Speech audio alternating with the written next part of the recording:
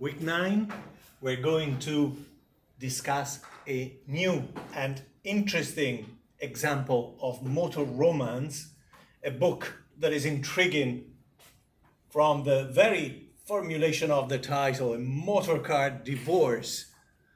It's the story of a couple that wants to go through a divorce, plans a divorce so that the woman can regain her independence.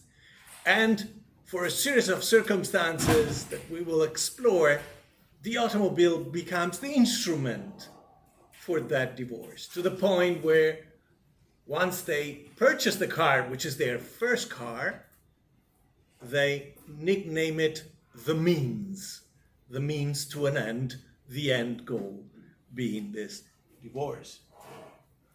Today and Thursday, I will continue with my demonstration of the process of analysis, summary, excerpting of a short story for the final project. And on Thursday, we have an interesting feature-length film from 1927, which is largely a silent film, but it's actually a hybrid film. There are bits and pieces of sound in the film because 1927 was when theaters in the United States were switching from the equipment for silent films to the new equipment that would enable them to show films with sound. So having this kind of hybrid films allowed producers to hit both markets. The urban markets where theaters were upgrading much faster, and mid-America, the rural areas where theaters were not equipped yet with sound. It's a story of the car, the story of the transition from a society largely based on horses and horse carriages to the introduction of the automobile, seen through the lens of two characters in a family. The father, horse rider, a racer, a victorious jockey, and who of course is attached to the idea of horses as the noblest form of transportation, and a son who's jumping on the bandwagon of the new innovations and the new technology of the automobile. And of course, their preferences will cause a rift, will split the family, and only at the end they will reconcile their differences. Today I'm using excerpts, slides from this page, which you find under week 9. And then later, when I switch to the discussion of an example for the project, the example can be found under number 1 of the examples in the page on the format and methodology of the final project. This is the author of today's novel, Louise Closer. She was born in Chicago in 1872, transferred to New York at a very young age, before the age of 20, where she went to one of the drama schools, an academia for actors and professionals in the theatrical arts in New York, and stayed in New York for most of the 1890s and some of the 1900s. She got married in 1899 to an actor who was really more of a writer, a journalist, an illustrator, but they had a lot of passions in common, including the automobile.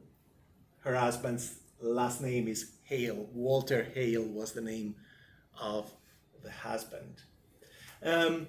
In theater, the kind of parts she got and that made her famous were the parts assigned to character actors. Character actor is a definition that is used even today for a secondary character, so she wouldn't play the lead, the female lead in a play or a drama. However, among the secondary characters, the character actor would play the most interesting, the quirkiest, or the most whimsical, and therefore a kind of secondary character that people tend to remember after the show. And therefore, she was quasi-famous. To top this, during the 1900s, she was casted in shows that became very successful in New York City. The first big hit where she played the part of a secretary, was Candida, or Candida by Bernard Shaw. The play was such a success that the New York newspapers were talking about Candida mania, because everyone in town, according to them, everyone that counted, was either talking about the show because they had seen the show, or talking about the show because they were brimming with the anticipation of going to the theater and see the show. She also toured to different cities with her shows and was called to act in London because of her notoriety. For example, in 1907, she was in London for another big hit. But during that period, 1905, 1907, we know that she was in Europe. I've included the link to an article she wrote about her trip to Italy, where she probably collected the information that, and took notes, most probably, information that helped her write the novel that we will read from, the Motorcar Divorce, because most of the trip taken by the characters follows this itinerary from the United States. They take a ship, get off the ship in Naples, together with their car. They've purchased a car and they put the car on the streets in Naples, and then they go to various places in Campania, in Lazio, including Rome, Tuscany, and then they go to Emilia-Romagna. Eventually, they get to Turin, which was the heart of the automotive industry in Italy. All the pioneers in that industry, or almost all of them, were located in Turin. And from there, they cross the Alps and they go into France. Whenever I checked, and I did so many times, about the names of inns, hotels, or restaurants mentioned in the book, I found in the tourist guides from that period that those places actually existed. So her real trip must have been the basis for the novel, even though you shouldn't think that Peggy, the female protagonist of the novel, is in fact herself. It's quite different, and we'll talk about this, the different levels. So in the novel, she's the narrator, not even the narrating voice. The voice is very much the voice of the character, but she's the narrator who's looking at the character from a different point in life, from a different understanding of life and society. Louise and Walter did many other trips, including automobile trips in the United States, for example, in the Northeast, and wrote travel books, actual travel books. She also published many articles, short stories, other novels. One of them has as its protagonist a young actress who moves from New York to London, something she did in life at a slightly older age. In the novel, this actress moves to London motivated by a disappointment with her current relationship, and she will have various romantic adventures, but very tame, uh, barely a few kisses, nothing more than that, until her old suitor or companion from New York shows up in London to declare its love, to declare that it's ready to commit to a long-term relationship. Her husband did different things, even went to World War One, to the front lines to write articles, and he died in 1917. Later, though, when she was alone, she moved to California and started working in the cinema industry and did about 30 films. Some were silent films. In the late 1920s, people were still shooting silent films at the same time that sound had been introduced. And she died in 1933, so she was in her 60s.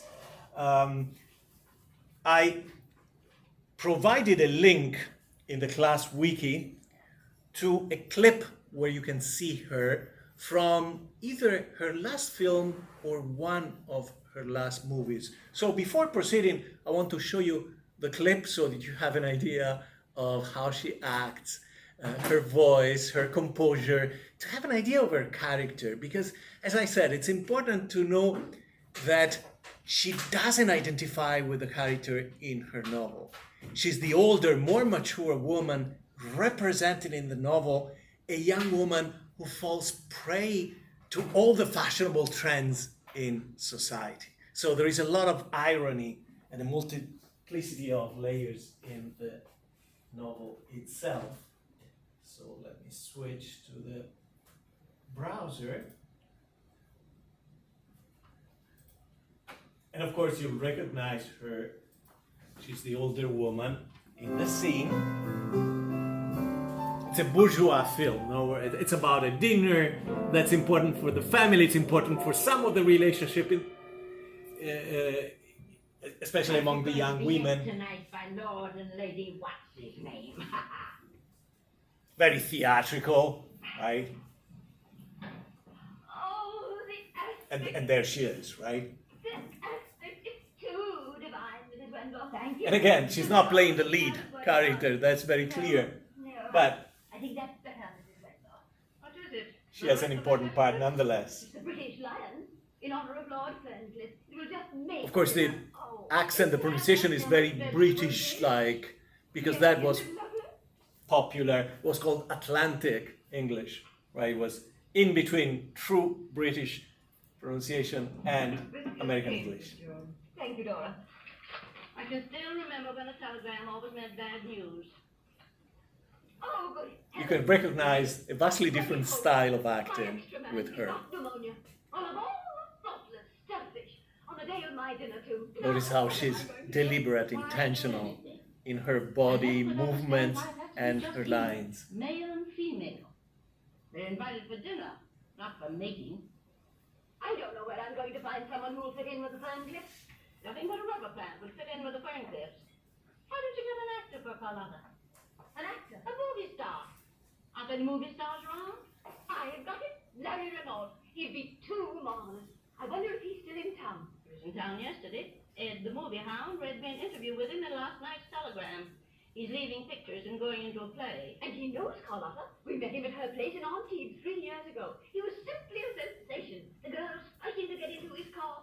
And on the beach, well, my dear, he wore even less than the girls. So you have one character that is all nerves and emotion, moving her shoulders, her torso quite visibly, and a different character, slower, maintaining position within the frame, providing the opposite.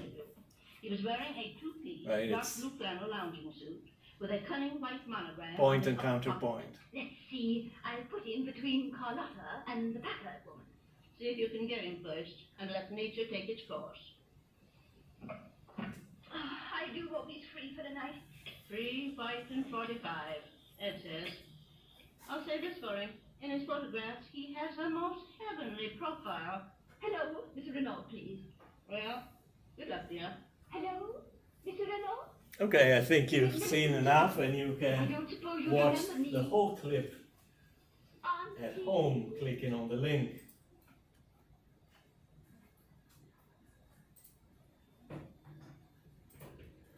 Let me go back to this presentation then. She was in New York. She frequented a lot of actors from that era, intellectuals, writers. She would be invited to the Hamptons by richer friends who liked to be surrounded by actors. Okay, and these are the notes that I posted that you can review by yourself, or you can read the whole bio that you find, for example, in the Encyclopedia Britannica. I've covered all of those things. So let's talk about the novel, the synopsis, the summary of the novel, so that when you read the excerpts, you have a clear picture of what is going on, and then you can focus on the themes. At the beginning of the novel, in the short premise, we have a successful couple, John and Peggy.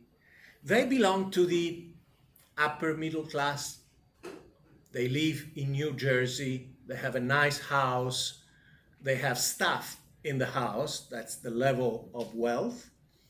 He is working in the city, commuting from this town, I think it's Morristown, in New Jersey, to the city where he's working in an advertising agency, which was considered a creative, new kind of profession. And later on, if you pay attention, even in the 1930s and 40s, sometimes the 1950s as well, you find a lot of male characters who have this kind of profession, right? Because it justifies their quirkiness, the fact that they're not entirely traditional male figures, right?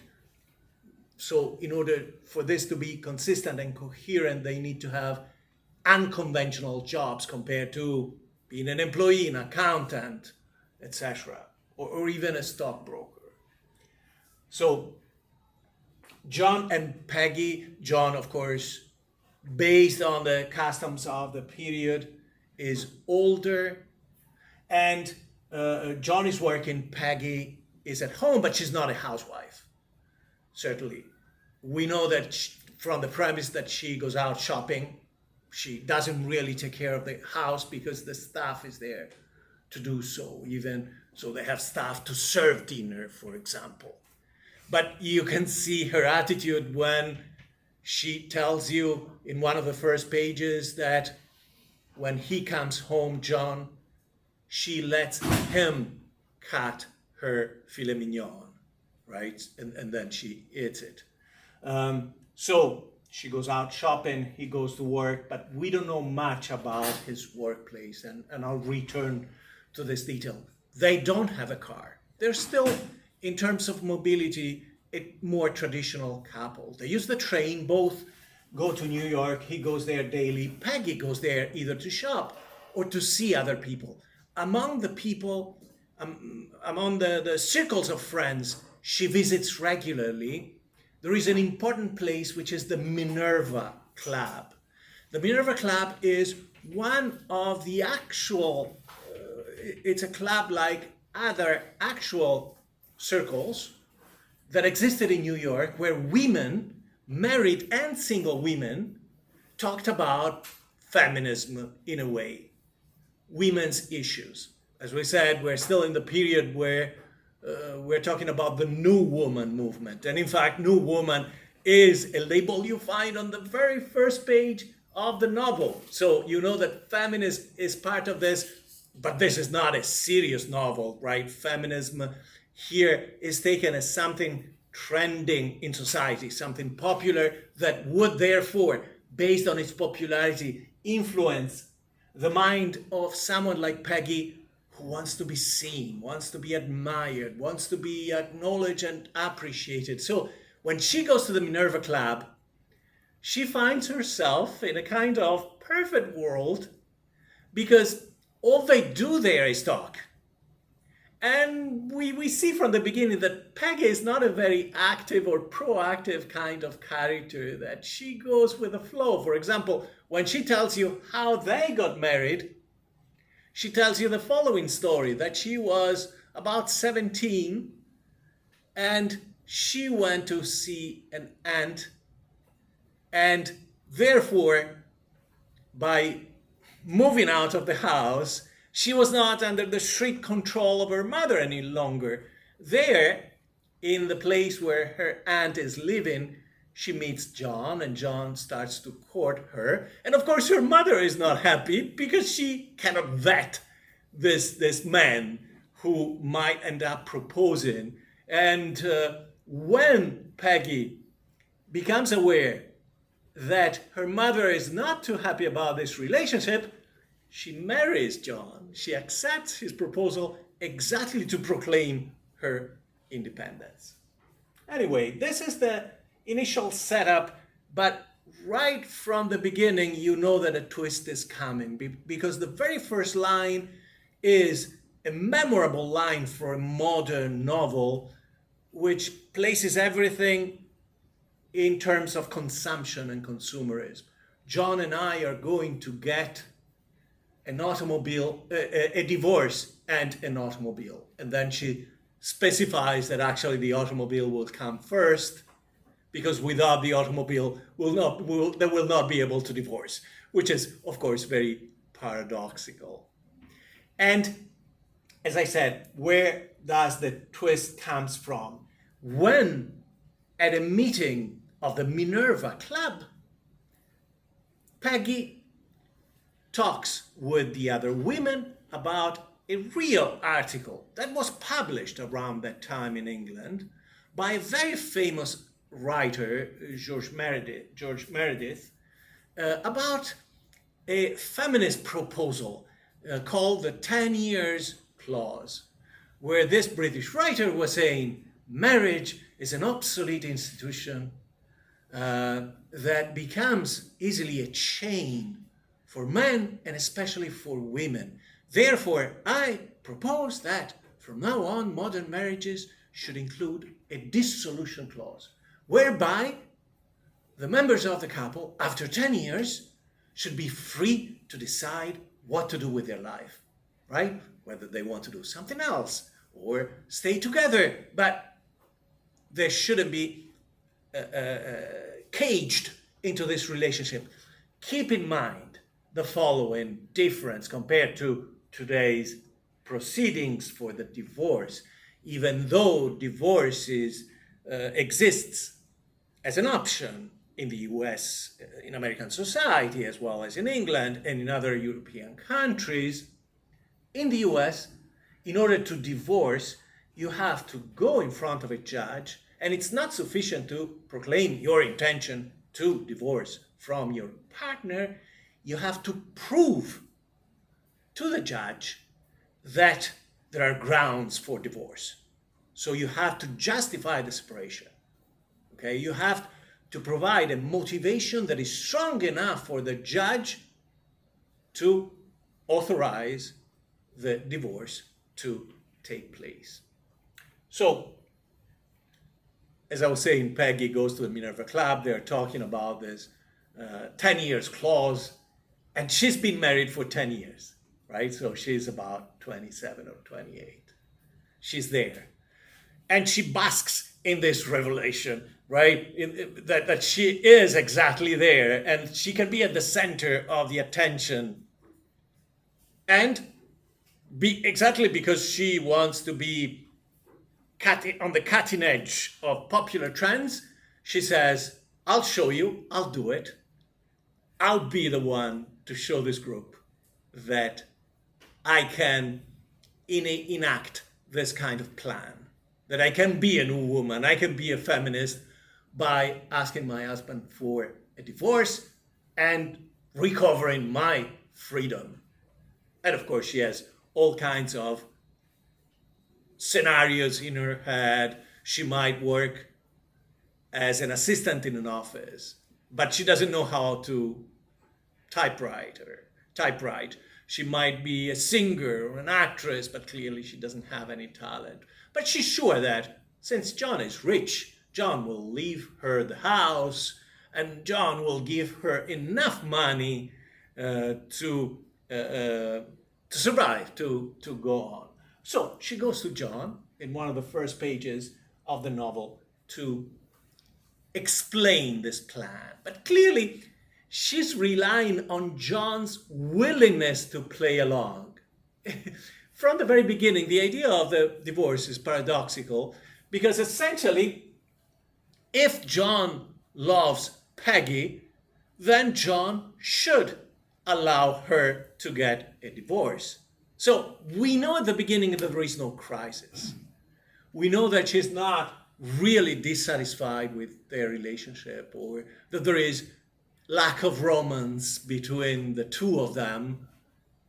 It's just that she needs this concession from John in order not to lose face with her friends, with her social circle. So it's important to understand that the crisis in their marriage is no crisis at all at the beginning. So John is not worried about this. John thinks that this is just the latest fashionable thing that Peggy is pursuing, and it'll be a phase, right? That this will at some point fade out from her imagination and planning of the future. However, John aligns himself with Peggy by saying, you want this solution of marriage, this divorce, which is a very modern thing, especially if you're divorcing for no reason other than to recover your independence. Let's do another modern thing. This is John's proposal. Let's get an automobile. She's not really on board. She's one of those female characters that we've seen in many short stories, including the one for the project from Blumer's first auto.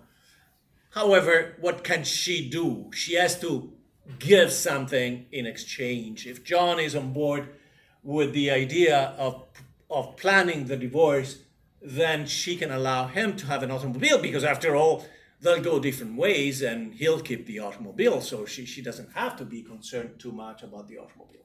So together, they come up with this plan, which is, on John's part, a way to defer the decision of the divorce, to take time, to gain time until she changes her mind. Peggy believes that this is an actual workable plan. And also because the plan includes a third element that is fashionable.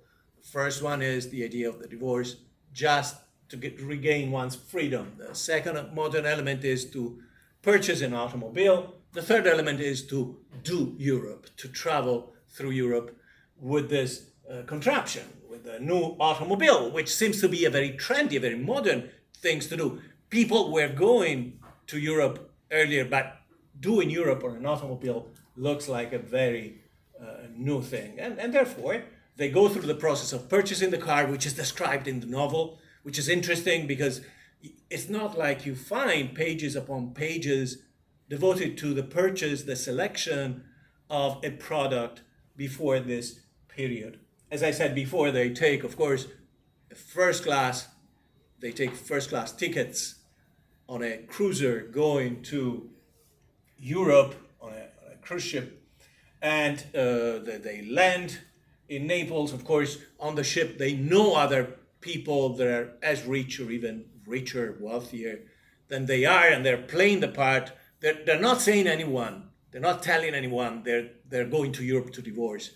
I forgot to add that the plan is that while traveling through Europe, Peggy, who went to buy another product, a small book or diary, the plan is that during the trip, Peggy will write down every example of abusive language, every negative comment by her husband.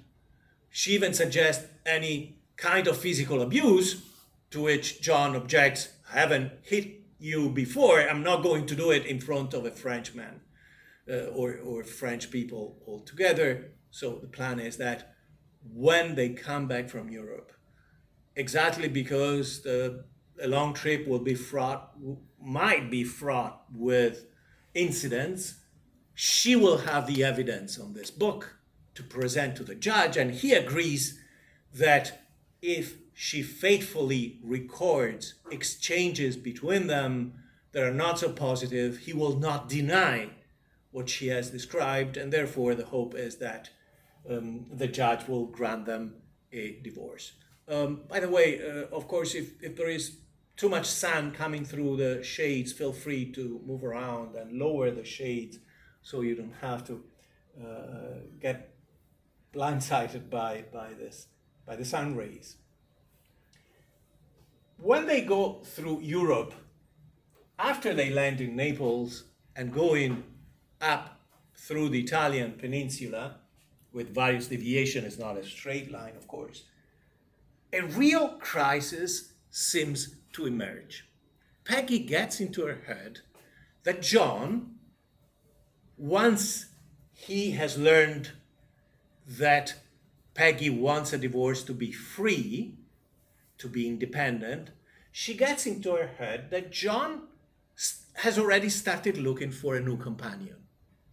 And this new companion is supposed to be a woman whom they have met on the ship and frequented on the ship, and who has a similar plan together with two of her friends, a female friend, Miss Gray, and an artist, Douglas Warwick.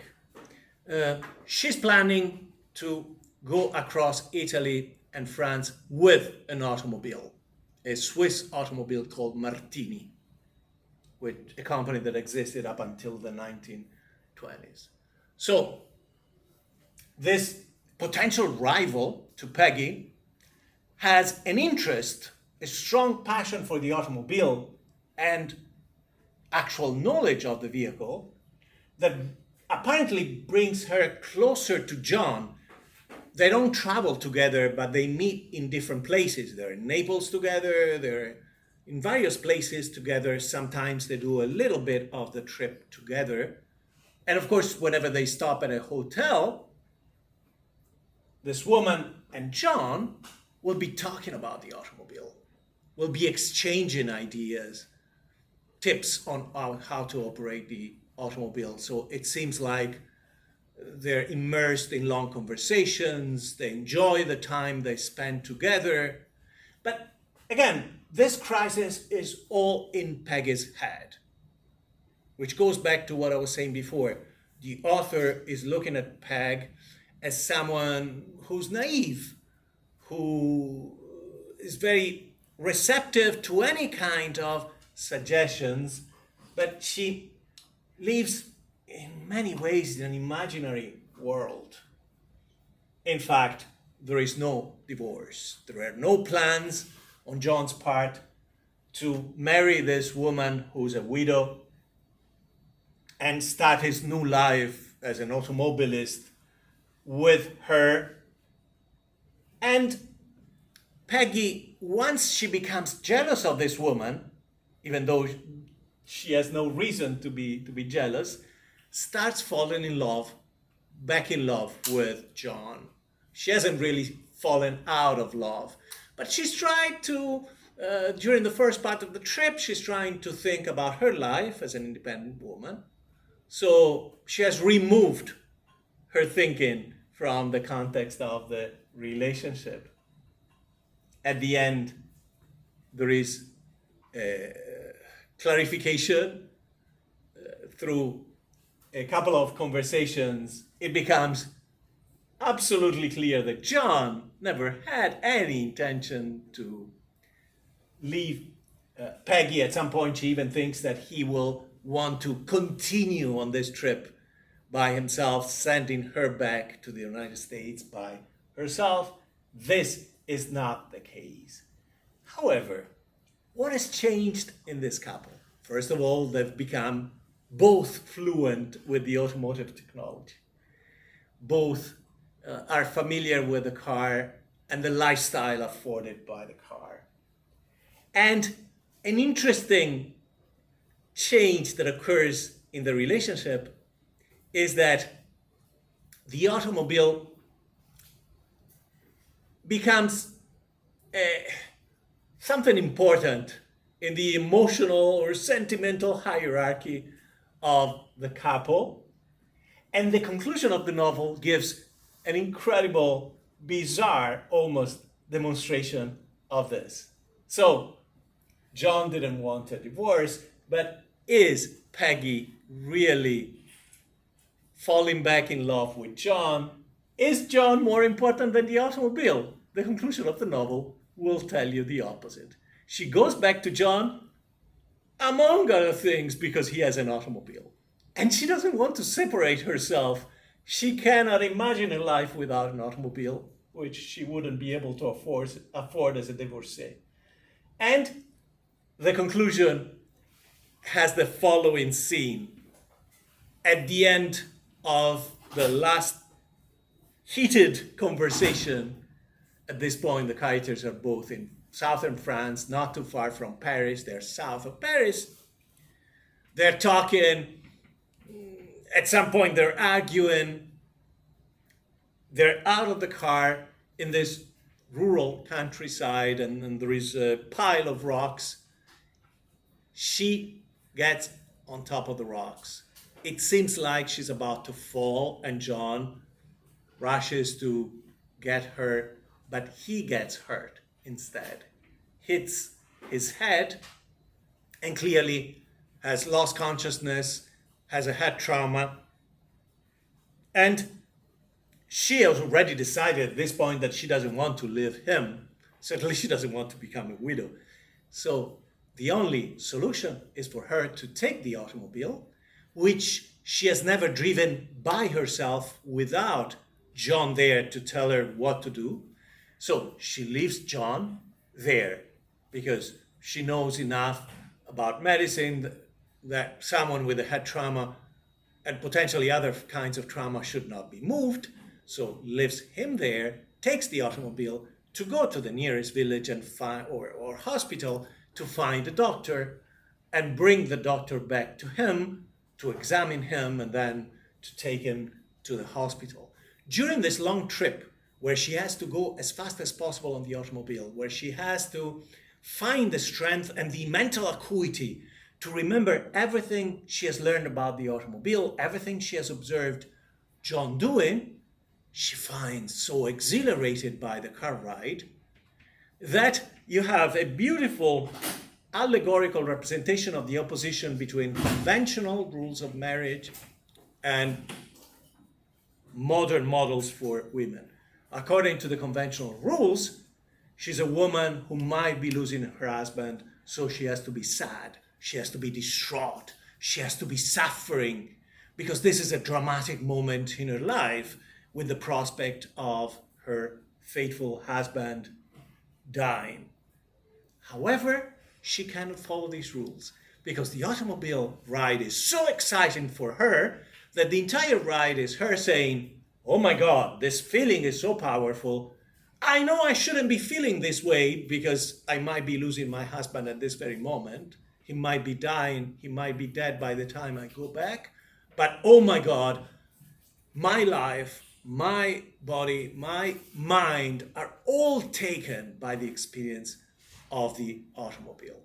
So in ways that are very different from the lightning conductor, even Peggy becomes a modern woman thanks to the technology, because the technology is just a pretext for her to realize or to contemplate that she can be independent. She can exist independently from her husband. And it's really, in my mind, the best among the books, especially the novels written by Louise Closer Hale. Peggy is by far her most complex kind of character, exactly because she starts by being kind of superficial, following whatever is trendy, always trying to get attention, admiration from others, but she ends up beginning, at least being on the path to an interesting kind of transformation. This is one of the passages. This is not the end. This is already 2/3 into the novel, but this passage is the best linguistic expression of the concept of the new hierarchy in their relationship. So she's reflecting there in Romagna, east of Bologna, and they're reflecting on their experience and how their relationship has changed in the past, thanks to the automobile as well. Once the motor car, she's using motor car, which is a Britishism, because she thinks it's more elegant to use the British expression instead of car or automobile. Once the motor car would not have figured in it, in their relationship, right? She would never had included the automobile when thinking about their relationship. Later, after the purchase of the automobile, how has their life changed? It was John and motor car. So John, first place, the most important thing, then the motor car, because the motor car has shaped their lives and experiences in a different way. Now, it appears to be motor car and John. Now the motor car to me, says Peggy, is more important than my husband, but she cannot tell him that, and the conclusion will be a demonstration. So these are the characters. I was trying to schematize how some of the characters represent the past and others represent the future. On the side of the past, of course, you find Peggy, because Peggy would like to be a modern woman, would like to be a feminist, would like to be a woman who knows how to operate the car. She thinks that if she becomes as fluent, competent in terms of the automotive mechanics as her potential rival, Mrs. Baring, then she has a chance to keep John. But it's very much an aspiration, right? But in many ways, Peggy is still a traditional woman, which only through the novel will undergo a change. She's also on the side of creative characters. She has a very active imagination, right? She's not so grounded on reality. There is another secondary character, Mrs. Gray, who is in fact not, it should be Miss Gray, not Mrs.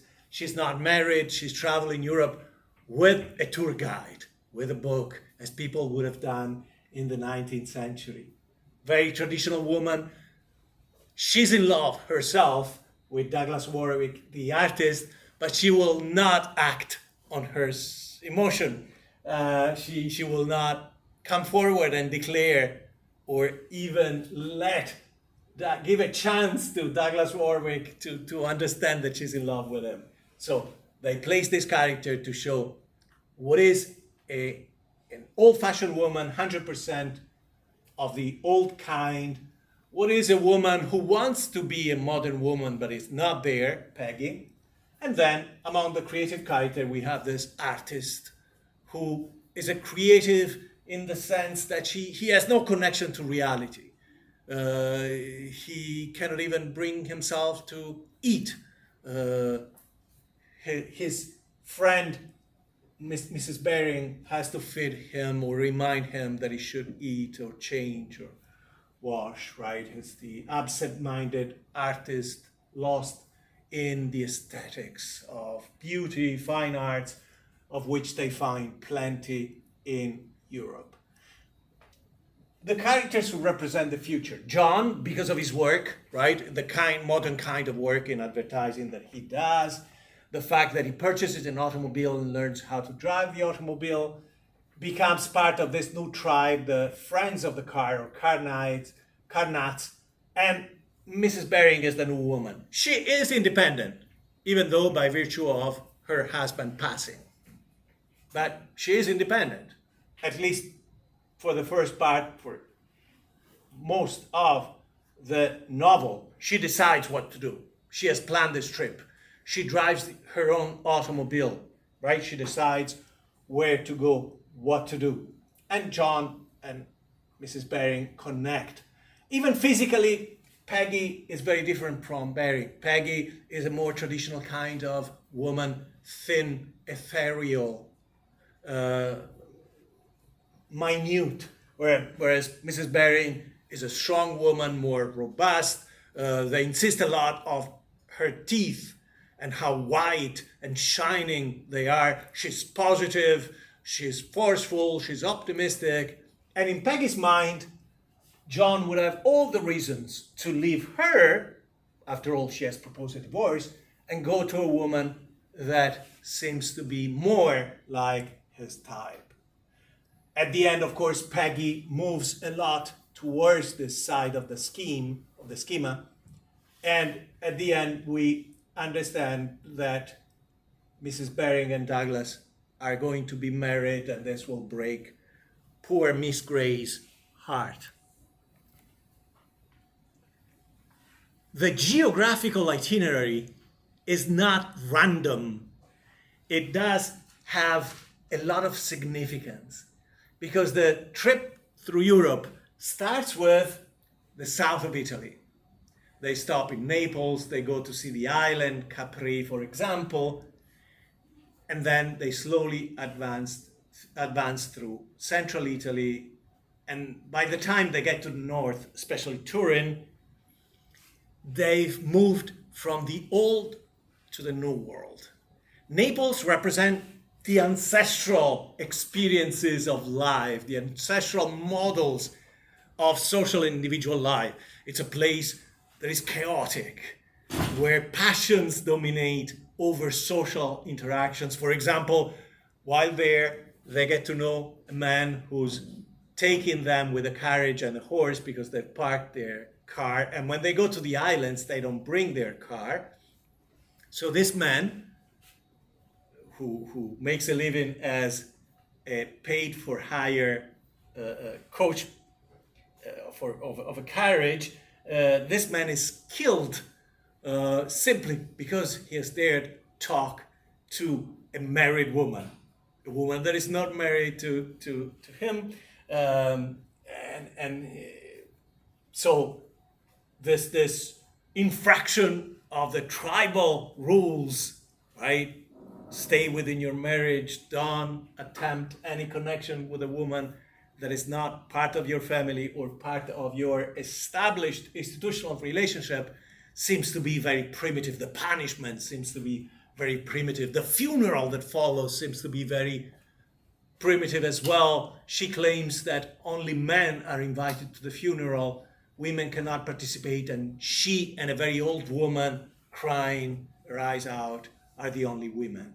Although there is no proof, no evidence that funerals around this time in and around Naples were done excluding women. But it's her attempt to externalize and make visual this idea that it's an ancestral world dominated by old-fashioned rules and emotion. I put here the terms atavic and atavism because when you go back to the popular understanding of Darwin's theories about the evolution of the species, Darwin himself and the Darwinian scientists were talking a lot about two opposite phenomena.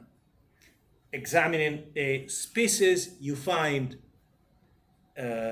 animals changing in the direction of what will become evolution, but you find at any point in time some animals being born that reflect the oldest stages in the evolution of this animal. So they're the two polar opposites of variation. Variation in a species can occur with an eye to the future or bringing back the past. And so the South represent the underdeveloped, under-evolved side of humanity that will have to quickly change and adapt once automobiles enter their ecosystem. Moving from south to north, from Naples to Turin, those are the two polar opposites in terms of imagining the future. So a town, Naples, steeped in the past in all kinds of ways, the way people think, the way people act, and a town like Turin that is heavily industrialized, where there is a deeper understanding of this new reality, where you find big garages full of cars and people who can work on those cars that belong to new groups, new clans of those who have a new mechanical mind. And of course, France is the continuation of that representation of the future. So the trip these two characters make, on the outside, the places they visit reflects their own change from the past to the future, from old models to new models imbued with technology. Dennis and Hewlett are both British writers. Dennis was an amateur archaeologist. Hewlett, a writer of historical novels and travel books. Both, when they think about Italy, see the same thing that you find in this discussion, that is to say, this idea that Italy is the place where you find vestiges of a very distant past. For example, Dennis, in his book, will say, when you visit Italy, and he went to Tuscany a number of times to excavate Etruscan archaeological sites, then he says, when you go to Italy, it's quick and easy to understand Italians. You go to Naples, and they're all smart, street smart, right? They'll try to con you, they'll try to get stuff from you. Why? Because they're descendants of the Greeks.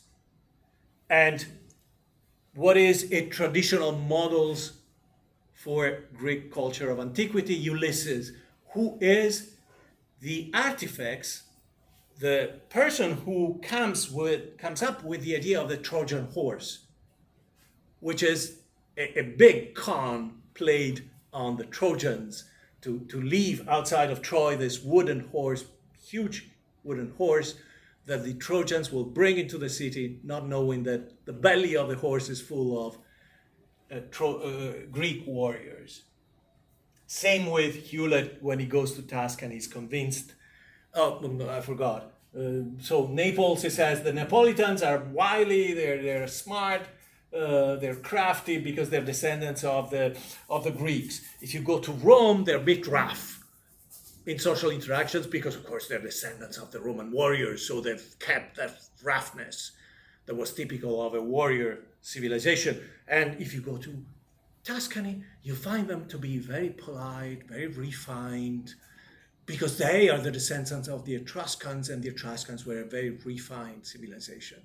That's his idea, but of course, it's simply the fact that when you go to an archaeological site, you only find what remains, sepulchral monuments, the arts of the elites in the Etruscan society. Hewlett, same things when he visits Tuscany in 1902, is still convinced that people from different villages, different towns, belong to different races. They've kept separate, they've evolved separately from one another. So this view was still popular, this view of Italy still popular at that time. So this is just a quick recap of the places in the novel to give you a different way to understand and remember the story.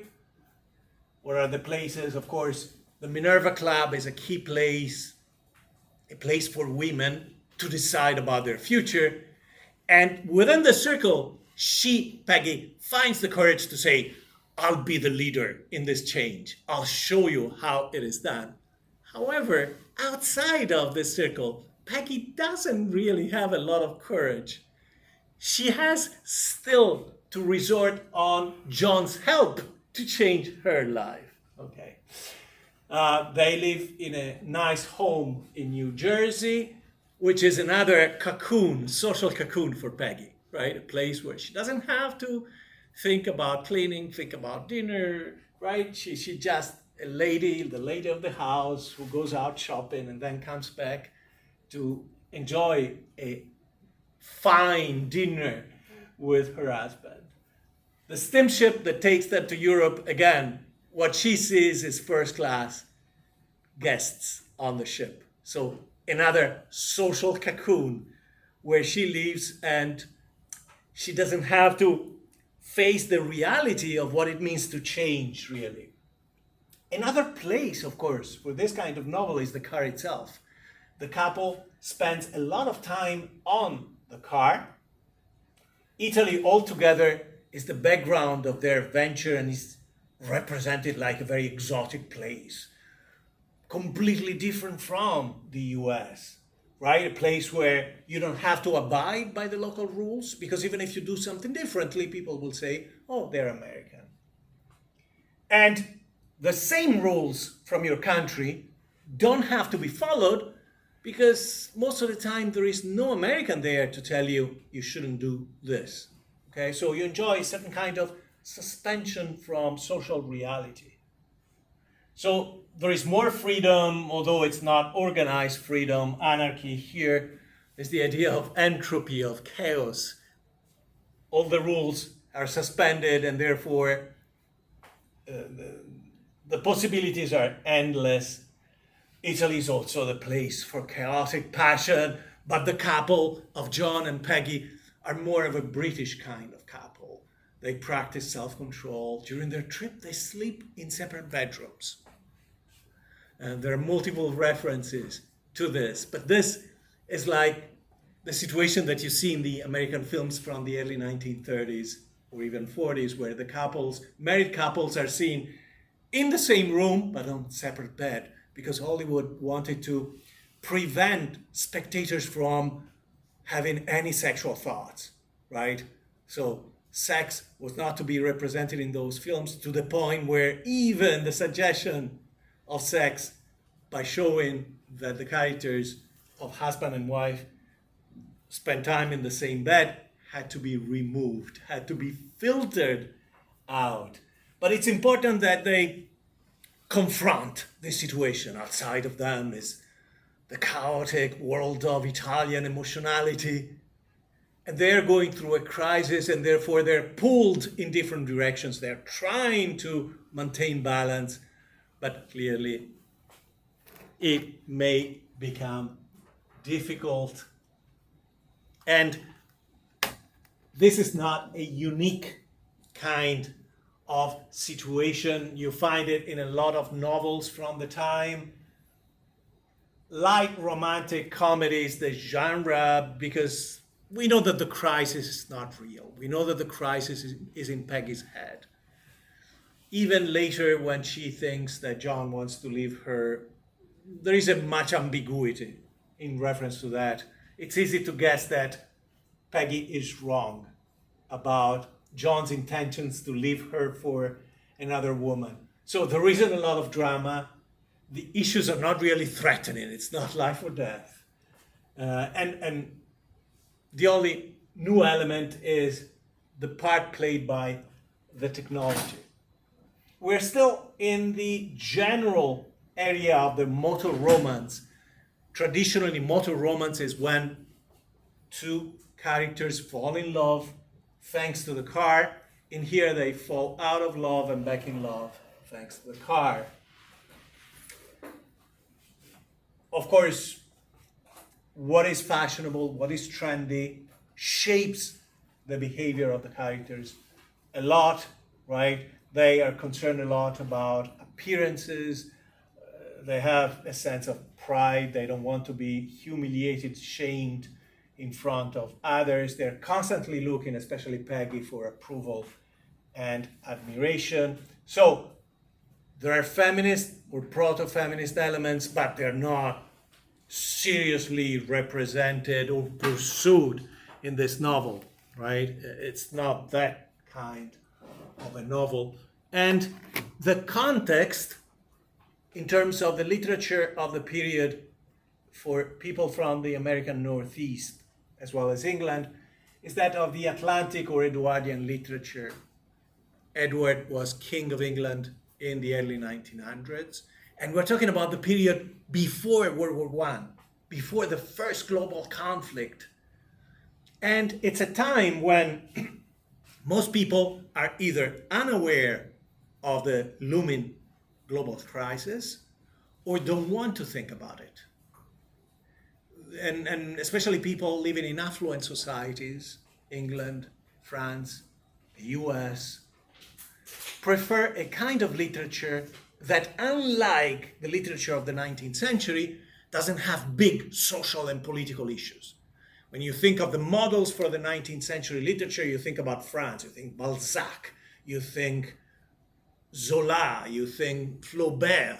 They all concerned with, let's say, Flaubert, Madame Bovary. Madame Bovary is a victim of herself as much as she is a victim of society. And Zola has novels full of actual workers, the life of the miners, for example. And his novels are a denunciation of a society that keeps the lower classes in abysmal conditions, almost animalesque conditions of living. Nothing of this sort is true for the literature of the early 1900s, of the first 10, 15 years of the 20th century. It's about the individual, and the individual has problems that are removed from the big social issues. John doesn't even have a boss. You don't even have a representation of the office of John. Peggy has a mother, but the mother is mentioned initially, mostly in the first 3 pages, and then never mentioned again. She's not subject to the authority of her mother. Neither of them has a family in front of which they have to change their identity. They're pretty much in control of the small parcel of life they live in, right? Everything outside is largely ignored, and all they're concerned about is where will they eat during their trip, what will happen with the car, the places we'll see, how they will dress up, the reactions of people to their passage. It's a very strong reduction of the universe, right? And you find a lot of novels like that based on characters. A good example would be Room with a View, Forster in England. Characters that are independent. They're not struggling with a higher form of authority, the family or the workplace. They're educated, and we know that Peggy didn't go to the university, but she seems to be fairly educated nonetheless. And social mobility is a big theme, right? The characters care a lot about their success in life. And I will move to spend 10 minutes or so continuing now with the examination of this story from Blumer's new auto that I'm using to exemplify the process of analysis, summarization, excerpting that is the core of the final project. And in the parts of the short story that we examined last Thursday, we found a husband, Mr. Blumer, going back to his home full of joy and a visible kind of heightened excitement because he has an announcement to give his wife that he has purchased an automobile. From the following ensuing conversation, we find out that in the past the couple has considered this purchase but decided not to because even the husband, the wife was always skeptical, even the husband apparently endorsed the view of the car according to which cars were not reliable, which is very true for the cars of this period. We also learn, and these are the kind of details you should include in the summary of the story, that what changed the mind of Mr. Blumer was the fact that he found someone with a car, talked to them, experienced the car ride, and that made him a convert.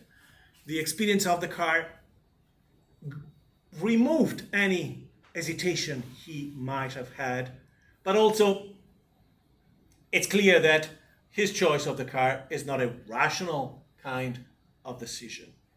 He tells his wife that he now has a new mechanical mind and mechanical turn of mind. So already before he can drive his new car, he represents himself as a changed man. And that's very important, together with the actual language, the sentences where that concept is expressed.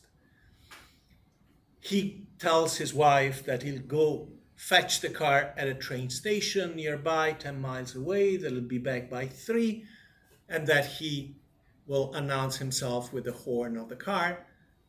3, 4, 5 go by, and he's not there. His wife is worried. Finally, he shows up, but his car, which suffered a breakdown, is being pulled in by another bigger car.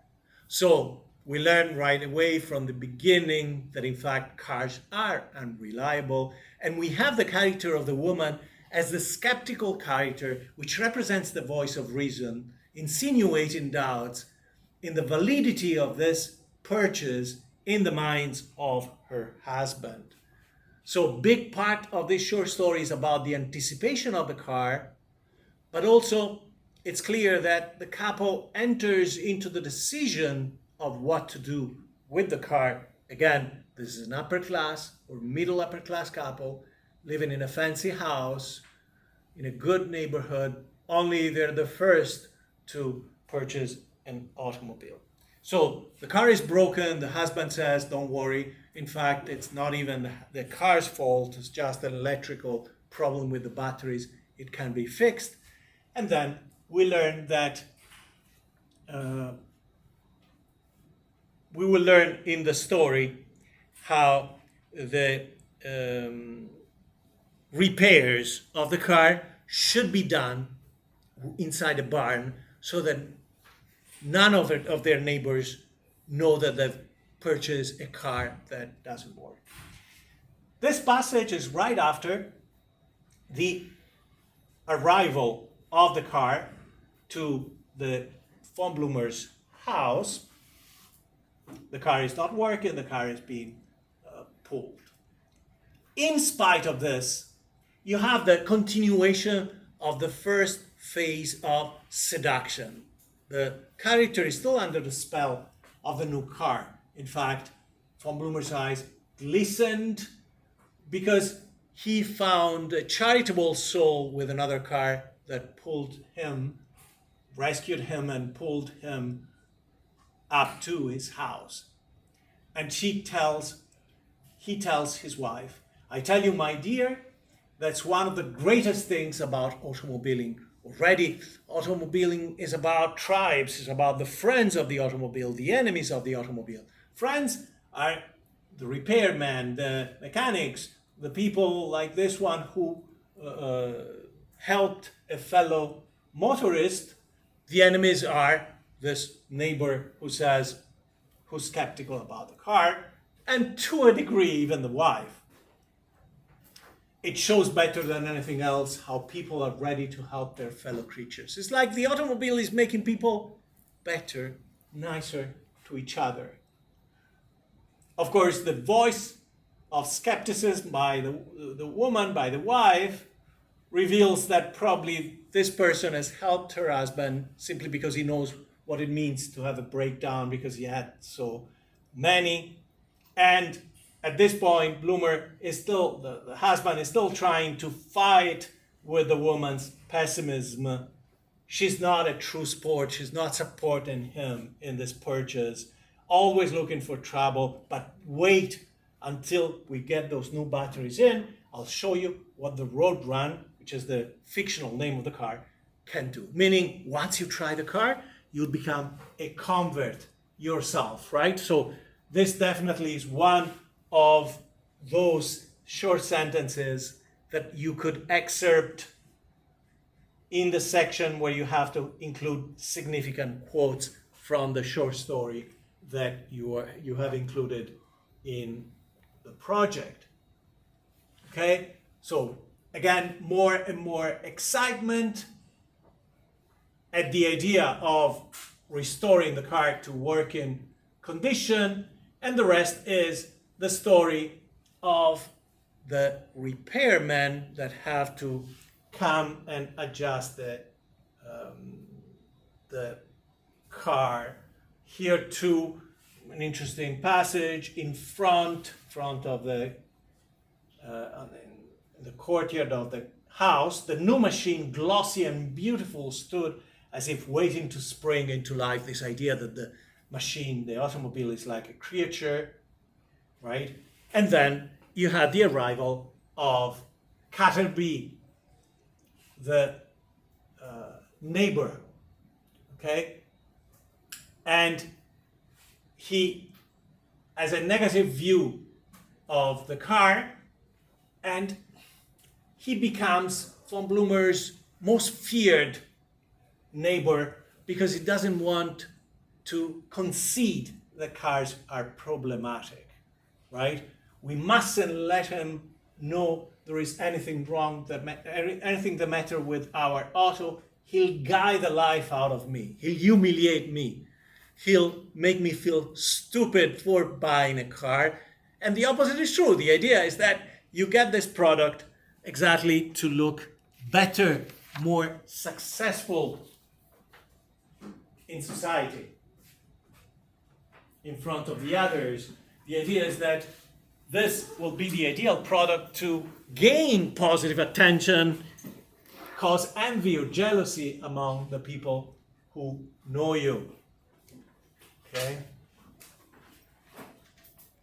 And they go through this shenanigans where the neighbor will say, well, I see you have a car, you've got the fever, right? Together with religious terminology, you also find biological terminology, the fever, meaning you've got the bag, the bag of automobilism. And he says, I'm sorry for you, right? Saying you're a loser. And then Blumer pretends that they're just waiting, not because they're waiting to be on the road with the car, not because the car is broken, rather because his first ride from the station was so exciting that he's waiting to recover from all the excitement and the physical exercise, right? He has to catch his breath. The neighbor says, why aren't you out now? I'll bet it's busted already, right? Because you're stupid, you make this stupid purchase. And he comes up with this explanation. I'm trying to get my breath. I came out from the station so deuced fast, so damn fast, that I'm really afraid to go out in it again. So he represents the experience of the automobile as such a powerful experience that you have to dose it, to take it in moderation, okay? I haven't gotten thoroughly familiar with it, so I'm going to wait until the cool of the evening. The other excuse is that better to wait until the air is cooler. Of course, the neighbor is not persuaded, right? He says, I wish you joy, but all the same, I'm sorry for you. You think you've done such a good purchase, you've made such a good purchase, but this is not the case. And because of the potential humiliation to be suffered from the jokes uttered by Caterby, the couple decides together, because at this point the wife wants to protect her husband, that they have to push the car that is not working into a barn, wait until dark, so that the repairman will come, nobody will spot him, and they'll fix the car in the barn, and nobody will know that the car was broken. Once they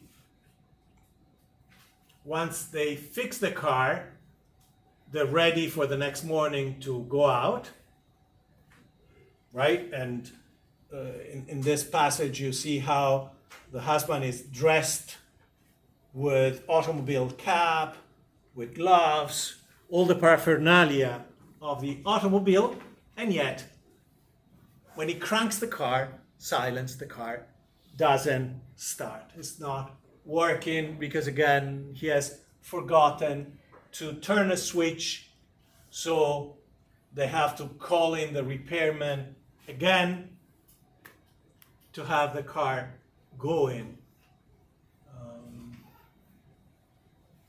And finally, you have the actual ride. You have the couple on the road. And their plan is to go out, stay out a lot, drive for 40 and 50 miles. They're going at a great pace, or they're speeding. They're going around corners at a fast speed, dashing through the turnpikes. And von Blumer is eager to get his wife approval, right? How is it? He wants to impress his wife. And notice his attitude. His teeth clenched, one hand grasping the steering apparatus, the other on the clutch. He bent forward like a jockey winning a race. On and on they went. It seemed as if they were covering the whole state. So at least the husband is completely immersed in this experience, but the experience will not end up on a positive note. But I'll show the conclusion on Thursday.